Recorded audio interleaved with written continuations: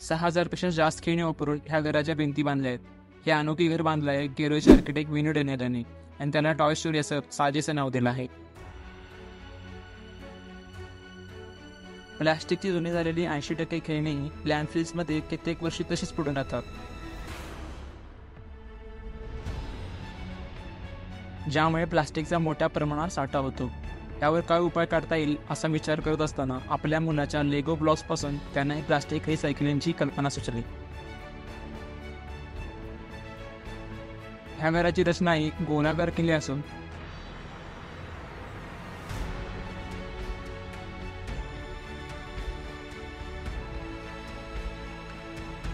अर्थ ब्लॉक्स, खेळणी आणि मंगळूर टायरचा वापर करून भिंती उभारल्या आहेत. या भिंतीमुळे घरात नेहमी नैसर्गिक प्रकाश आणि ताजी हवा असते. मुलांच्या पसंतीस उतरलेले हे अनोखी घर तुम्हाला कसे वाटले ते मला कमेंट करून कळवा.